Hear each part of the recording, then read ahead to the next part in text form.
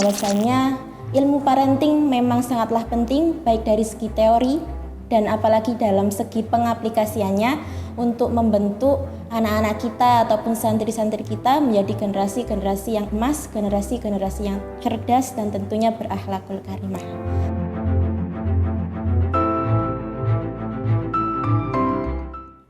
Assalamualaikum warahmatullahi wabarakatuh. Halo sahabat pembaca setia majalah Tebu Ireng. Kali ini kami hadir dengan konsep akan ngobrol dan berbicara santai seputar parenting di pesantren. Tentunya dengan nuansa dan suasana yang baru, tepatnya di Pesantren Sains Tebu Ireng di unit SMP Sains Tebu Ireng.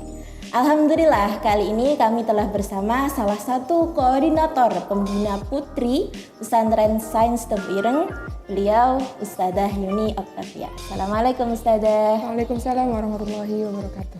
Alhamdulillah. Baik teman-teman semua, berbicara tentang pesantren yang merupakan sebuah lembaga keagamaan dan pendidikan yang mana orientasinya untuk mencetak generasi-generasi yang kuat dari segi spiritual, intelektual, dan tentunya yang berakhlakul karimah. Untuk mencapai itu semua, tentunya sangatlah penting peran dan sinergi komponen-komponen di dalamnya seperti kiai, ustadz, ustadzah, pengurus, dan pembina. Dan perlu kita ketahui bahwasanya di pesantren Tebu Ireng ini, dalam setiap kegiatan para santri, mereka ditemani dan dibimbing oleh seorang pembina. Nah, tentunya peran pembina ini menjadi sangatlah penting. Pembina menjadi poros bagaimana pembina ini bisa mengetahui perkembangan anak mulai dari karakternya bagaimana dan proses belajarnya bagaimana. Oleh karena itu, kiranya sangatlah penting pembina ini paham akan ilmu parenting dan bagaimana cara pengaplikasiannya dalam membimbing dan mendidik para santri sekalian. Di agenda kali ini yuk kita kepoin bagaimana sih konsep parenting yang selama ini diterapkan oleh para pembina-pembina khususnya di Pesantren Sains Tebu Ireng ini. Oke, Ustadzah, kali ini kami ada beberapa pertanyaan yang akan kami tanyakan. Yang pertama, apa saja sih peran pembina di Pesantren Sains Tebu Ireng ini? Mungkin mulai dari santri bangun tidur, kemudian sampai tidur lagi. Niku apa aja perannya seorang pembina itu? Oke, terima kasih. Kalau berbicara tentang peran pembina sendiri, pastinya pembina itu kan seperti wali kelas di pondok pesantren gitu. Jadi kalau di sekolah ada wali kelas, kalau di asrama atau di pondok pesantren itu ada yang namanya pembina. Kemudian kalau dihubungkan dengan ketika mereka di rumah, berarti pembina sendiri itu sebagai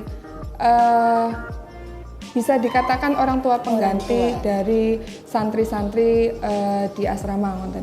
Jadi sehingga perannya itu sedikit banyak ya hampir sama dengan orang tua sendiri itu, mulai dari membimbing mereka dalam berbagai aspek kehidupan, terutama dalam pendidikannya, kemudian dalam spiritual atau agamanya, kemudian sosialnya dan lain sebagainya.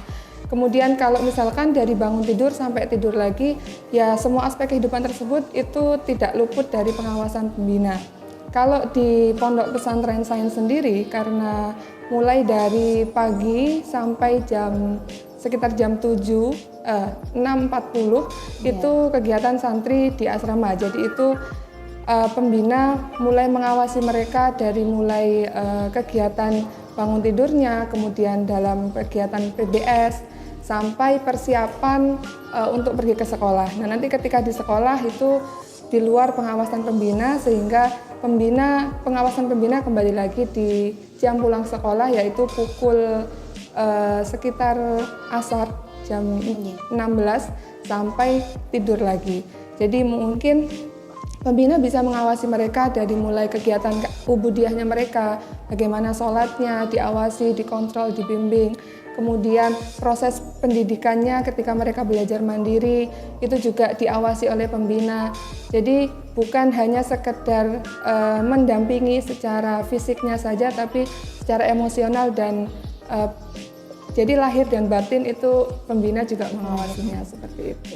Iya, Masya Allah. Kalau dari penjelasannya jenengan, memang yang saya tangkap peran pembina ini benar-benar penting karena menyangkut baik lahir maupun batinnya. Betul sekali. Jadi kalau saya menyimpulkan ya Ustazah, jadi seorang pembina itu nggak boleh ya kayak hanya kaleng-kaleng gitu. Jadi kualitas dari diri pembina sendiri itu harus benar-benar itu ya sebelum mereka membimbing dan mendidik para santri gitu. Benar sekali, apalagi kalau di Tebu Ireng sendiri, pembina-pembinanya itu bukan hanya asal masuk saja, tapi sudah hasil dari lulusan para kader-kader diklat yang ketika diklat itu sudah digembleng sedemikian rupa sehingga ketika diklat bisa mengaplikasikan dari ilmu-ilmu yang diperoleh ketika diklat tersebut. Masya Allah, nggih Ustazah. Kemudian kalau dilihat dari peran dan tugas pembina itu membimbing dan mengawal para santri dalam proses perkembangannya, baik secara karakter maupun proses belajarnya.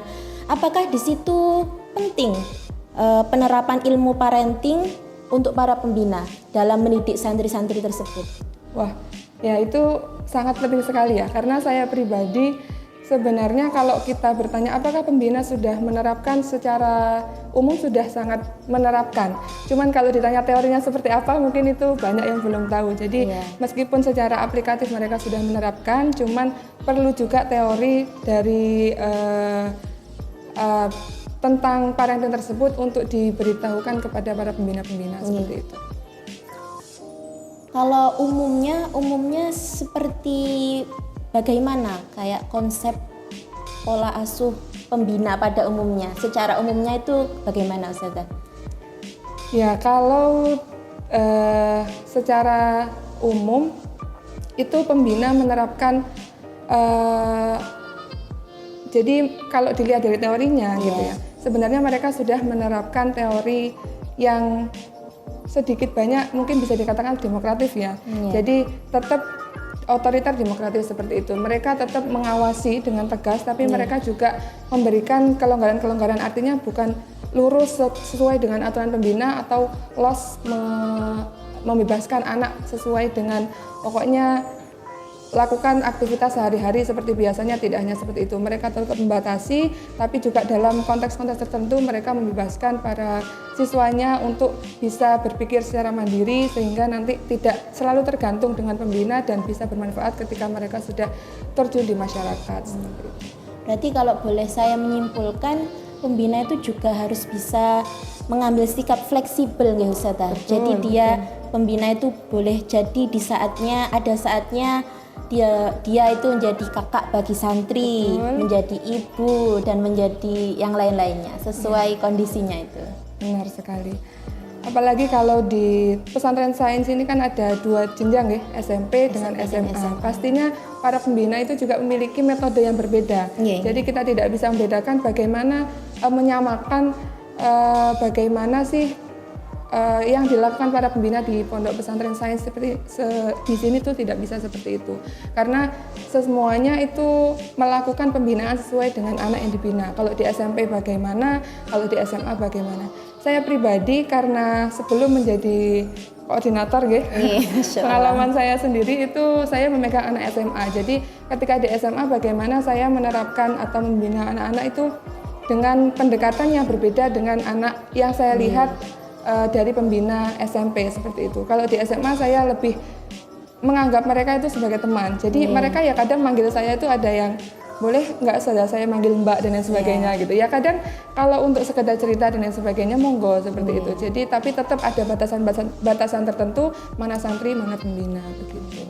Jadi usia juga mempengaruhi bagaimana kita bersikap kepada mereka. Benar. Kalau anak SMP kan lebih masih kecil-kecil, harusnya dihalus gitu cara penangannya. Kalau SMA mungkin lebih ke dirangkul gitu nggak Ustazah? Benar sekali. Baik Ustazah, kan di majalah Tebu Ireng ini di edisi 85 sudah ada majalah Tebu Ireng yang berjudul tentang parenting di pesantren. Tentunya Ustazah juga sampun membacanya. Nah, ini bagaimana tanggapan Ustazah ketika sudah membaca isi dari Tebu Ireng, majalah Tebu Ireng dengan judul parenting di pesantren ini? Ya ini ya, kebetulan saya juga membawanya. Jadi di edisi ke-85 tentang parenting sendiri ini saya sangat sangat mengapresiasi dan menurut saya sangat bagus sekali. Karena yang pertama, isi yang ada di dalam majalah ini rata-rata sesuai dengan pengalaman saya pribadi mungkin dan mungkin pengalaman orang lain tentang pembinaan dan khususnya tentang keparentingan seperti itu. Cuman karena tadi kita telah melakukan tapi kita tidak tahu teorinya dan setelah saya baca ini, oh ternyata saya selama ini sudah mengamalkan ini begitu. Kemudian yang kedua itu ini alangkah lebih bagusnya lagi ketika para orang tua, para wali santri membaca majalah ini Ustazah. Kenapa? Karena di sini bukan hanya ditujukan parenting untuk pembina saja, tapi juga parenting kepada orang tua. Dan selama ini, mohon maaf sekali, kadang orang tua itu penganggapan pokoknya kalau anak sudah di pondok, sudah saya lepas tangan, seperti itu. Padahal sebenarnya banyak hal yang harus dilakukan orang tua, baik sebelum memondokkan anak maupun ketika anaknya di pondok pesantren. Sehingga nantinya mereka tidak hanya menuntut anaknya untuk bisa ini dan itu tanpa melakukan hal yang tanpa ikhtiar juga ibaratnya, tapi juga setidaknya ketika mereka menuntut lebih, mereka juga harus memberikan kewajiban yang harusnya dilakukan juga seperti itu. Jadi ini mungkin nanti bisa disampaikan juga untuk anak-anaknya, bisa dibawa pulang dan disampaikan ke orang tuanya. Untuk orang tuanya juga. Iya. Terima kasih Ustazah. Saya sempat tertarik dengan kalimatnya Ustazah tadi bahwasanya pembina itu juga sebagai orang tua mereka di pesantren. Nah, kira-kira nggak Ustazah, bagaimana pembina ini memposisikan diri mereka sebagai orang tua dalam proses pengasuhan para santri di pesantren itu? Atau mungkin contohnya seperti apa gitu? Oke. Sebenarnya kalau dibilang menggantikan orang tua itu tidak bisa. Ya, dimanapun peran orang tua itu tidak mungkin tergantikan seperti itu karena berbagai faktor dan sebenarnya peran orang tua itu sangat kompleks sekali yang tidak akan bisa tergantikan oleh siapapun seperti itu. Tapi karena di sini peran pembina itu seperti wali asuh dan pengganti sementara lah, tapi bukan secara keseluruhan. Jadi bagaimana harusnya seorang pembina ya hanya menjalankan bisa juga dikatakan tadi kalau dibilang contohnya seperti apa, fasilitator mungkin. Fasilitator artinya apa-apa yang dibutuhkan anak tersebut baik ketika di rumah dan itu bisa didapatkan juga ketika di sini seperti itu. Mungkin dia butuh dalam hal fasilitas sehari-harinya atau mungkin dalam fasilitas akademiknya, sosialnya dan lain sebagainya. Kemudian pembina itu juga sebagai pendamping dan pengawas, artinya juga sebagai konsultan. Jadi ketika anak itu kan meskipun bagaimanapun namanya anak-anak meskipun sudah SMA itu masih butuh tempat untuk curhat benar, sehingga ketika pembina itu bisa menjadi konsultan yang baik ketika dia punya masalah dan lain sebagainya, itu ada tempat mengadunya gitu, jadi tidak dipendam sendiri dan yang akhirnya nanti juga akan bumerang kepada anak itu sendiri. Seperti itu mungkin dan juga seberapa kompleks atau seberapa pentingnya seorang pembina itu pasti juga butuh yang namanya kolaborasi dengan orang tua, sehingga apapun itu butuh adanya kerjasama antara orang tua dengan pembina sehingga dapat antara dalam proses pengembangan tumbuh kembangnya santri itu bisa berjalan dengan optimal seperti itu.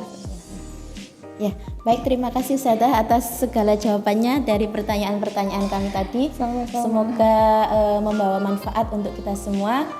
Jadi dapat kami simpulkan bahwasanya ilmu parenting memang sangatlah penting baik dari segi teori dan apalagi dalam segi pengaplikasiannya untuk membentuk anak-anak kita ataupun santri-santri kita menjadi generasi-generasi yang emas, generasi-generasi yang cerdas dan tentunya berakhlakul karimah. Seperti itu. Dan untuk lebih lengkapnya lagi, kalau teman-teman semua ingin mengetahui apa ilmu parenting secara komprehensif dan secara meluas dari berbagai perspektif, hadis, tasawuf ataupun fikih dan yang lain-lainnya, monggo bisa kalian baca, bisa teman-teman semua baca di majalah Tebu Ireng edisi 85 dengan judul Parenting di Pesantren.